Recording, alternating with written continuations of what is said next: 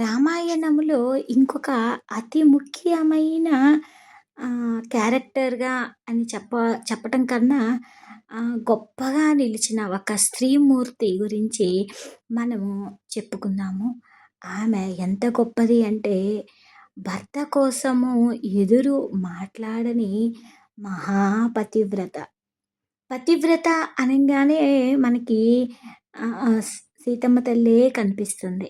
ఎందుకంటే సీతమ్మ 14 సంవత్సరాలు వనవాసంతోటి వెళ్ళి అక్కడ భర్తతోటి ఉండి రావణుడి దగ్గరికి వెళితే ఆమె ఎన్ని కష్టాలు పడ్డదో ఆ పతివ్రత మహాతల్లిని గురించి మనము చెప్పుకుంటూ ఉంటాం. అంత గొప్ప త్యాగం చేసిన మరో వనిత ఎవరు అంటే ఊర్మిళ. ఊర్మిళ దేవి నిద్రే లక్ష్మణుని విజయానికి కారణమైనది. ఊర్మిళాదేవి రామాయణంలో మౌనంగా ఉండిపోయిన ఒక గొప్ప వనిత, త్యాగమూర్తి. సీతమ్మంత గొప్ప వ్యక్తిత్వం ఉన్న ఆమె. ఆమె గురించి చాలా తక్కువ మందికే తెలుసు. ఆ తల్లి చేసిన త్యాగము, ఆమె పతివ్రత గురించి లక్షణాలు ఈరోజు మన నందనవనంలో చర్చించటానికి అమ్మ మన నందనవనంలో అలా లక్ష్మణుడితో సహా విహరిస్తూ ఉన్నది. మన మాటలను వింటూ. అంత త్యాగమూర్తిని గురించి మనం తెలుసుకొని, ఆ తల్లి ఆశీస్సులను మనము కోరుకుందాం. రామాయణంలో ఎంతోమంది మహావీరులు, మహానుభావులు ఉన్నారు. ఎలాంటి కీర్తి కోరుకోకుండా గొప్ప త్యాగం చేసిన వీర వనిత ఊర్మిళ. అసలు ఎవరు ఈ తల్లి అంటే సీతమ్మ వంటి మహానుభావురాలికి సమానమైన త్యాగ గుణాలు ఉన్నప్పటికీ ఆ తల్లి ఊర్మిళ. ఊర్మిళాదేవి పాతివ్రత్యము నిజంగా అనన్య సామాన్యమైనది. ఎవరి ఊర్మిళ అంటే మిథిల రాజు అయిన జనక మహారాజుకి రెండవ కుమార్తె. సీతమ్మకి చెల్లెలు. మరి అక్కగారు అలా ఉంటే అక్కను మించిన పాతివ్రత్య ధర్మంతో లేకుండా ఎలా ఉంటుంది చెల్లెలు? ఆ చెల్లెలే ఊర్మిళ. శ్రీరామచంద్రుడు సీతమ్మని వివాహం చేసుకున్న ఆ శుభముహూర్తంలోనే లక్ష్మణుడు ఊర్మిళాదేవిని వివాహం చేసుకున్నాడు. వివాహం అనంతరము వారు కొద్ది కాలమే సుఖంగా దాంపత్య జీవితాన్ని గడిపారు. ఊర్మిళాదేవి త్యాగం అనేది ఇక్కడ మనకి గొప్పగా కనిపిస్తుంది. శ్రీరాముడు 14 సంవత్సరాలు అడవులకి వనవాసనానికి వెళ్ళాలి అని నిర్ణయించుకున్నప్పుడు లక్ష్మణుడు తన అన్నని విడిచి ఉండలేక ఆయన సేవకై తన జీవితాన్ని అంకితం చేయాలి అని నిర్ణయించుకున్నారు. ఆ నిర్ణయాన్ని చెప్పేందుకు లక్ష్మణుడు విచారంగా ఉన్న ఊర్మిళ దగ్గరికి వచ్చి చెప్పినా కూడా ఆమె ఎలాంటి అడ్డు చెప్పకుండా మౌనంగా ఆ నిర్ణయాన్ని స్వీకరించింది. నేను కూడా అడవికి వస్తాను అని మొండికెయ్యలేదు. ఎందుకంటే తాను వస్తే లక్ష్మణుడికి అన్న సేవకే కాకుండా తనపై దృష్టి ఉంటుంది అని ఆ తల్లి గ్రహించింది. తన వల్ల భర్త కర్తవ్యానికి ఎలాంటి ఆటంకాలు కలగకూడదు అని భావించి అయోధ్యలోనే ఉండాలి అని నిర్ణయించింది. అంత ఆత్మ నిగ్రహము, త్యాగబుద్ధి ఉన్న మహాతల్లి. రాత్రింబవళ్ళు మేల్కొని ఇక అన్నని, వదినని కాపాడాలి అనే దృఢ సంకల్పంతో ఉన్నాడు లక్ష్మణుడు. అప్పుడు నిద్రాదేవి లక్ష్మణుడి వద్దకు వచ్చింది. నిద్ర లేకుండా మనిషి జీవించలేడు అని చెప్తే ఉంటే ఆ నిద్రాదేవిని ఒక అద్భుతమైన వరాన్ని కోరుకున్నాడు. నా నిద్రను నా భార్య అయిన ఊర్మిళకు ప్రసాదించు అని చెప్పగానే ఆ విషయం తెలిసిన ఊర్మిళాదేవి తన భర్త కర్తవ్యాన్ని సహాయం చేయాలి అనే భావంతో సంతోషంగా ఆ వరాన్ని స్వీకరిస్తుంది. ఆమె 14 సంవత్సరాలు నిద్రలోనే గడిపింది. లక్ష్మణుడు అడవిలో మేల్కొని అన్నకి సేవ చేస్తూ ఉంటే, ఊర్మిళాదేవి అయోధ్యలో నిద్రిస్తూ భర్తకి శక్తిని, స్థైర్యాన్ని ప్రసాదించింది. ఊర్మిళ నిద్రగా ఒక పెద్ద ఘట్టంగా చరిత్రలోనే ప్రసిద్ధికెక్కింది.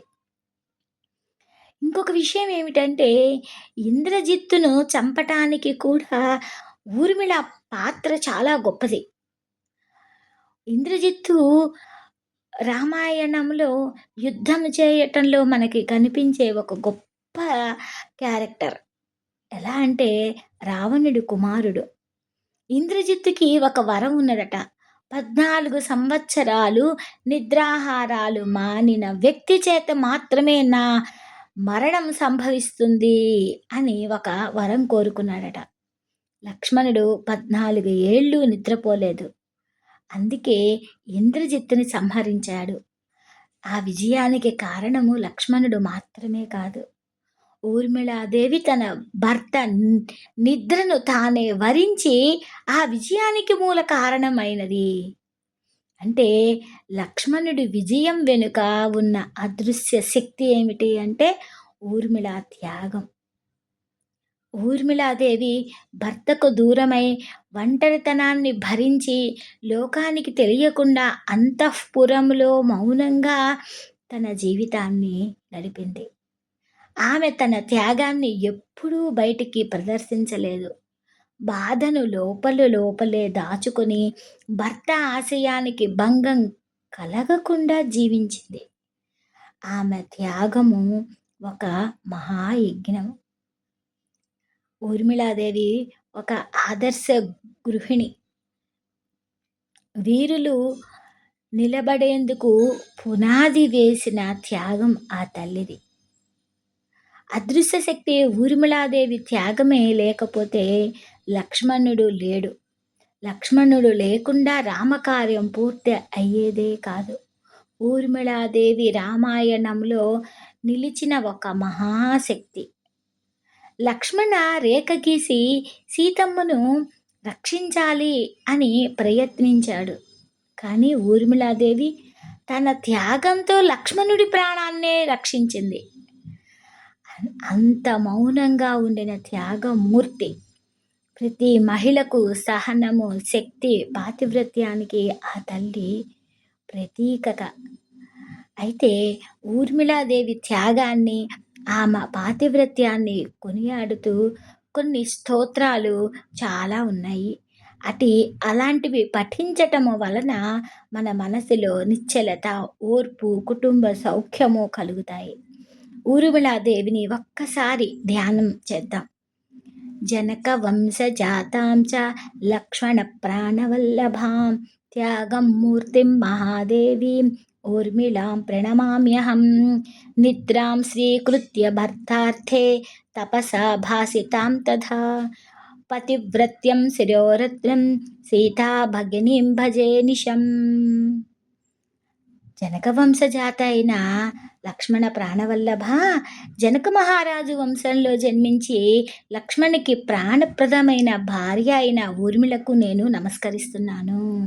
అమ్మా, త్యాగానికి నిలువుటద్దమైన ఓ మహాదేవి వందనము.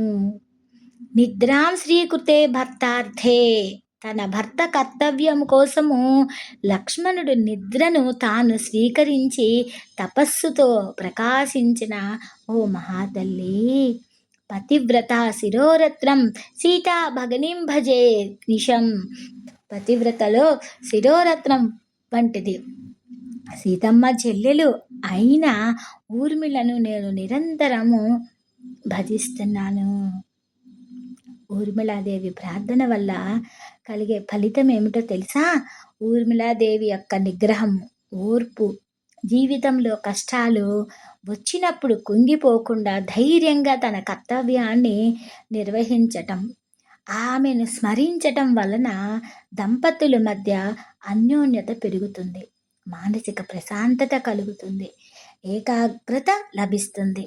నిద్రా సంబంధమైన సమస్యలు ఉన్న వారికి ఉపశమనం కలుగుతుంది. ఇలా ఊర్మిళాదేవికి శతకోటి వందనాలు. ఈ ఊర్మిళ తల్లి కథనాన్ని ఎవరైతే వింటారో వాళ్ళకి భార్యాభర్తల బంధం బలపడుతుంది అని శాస్త్రం చెప్తుంది. కాబట్టి ఈరోజు మన నందనవనంలో విహరించటానికి వచ్చిన లక్ష్మణుడు, ఊర్మిళని వాళ్ళ యొక్క ఆశీస్సులు మన నందనవన మిత్రులందరికీ ఉండాలి అని కోరుకుంటున్నాను. లోకా సమస్త సుఖినో భవంతు.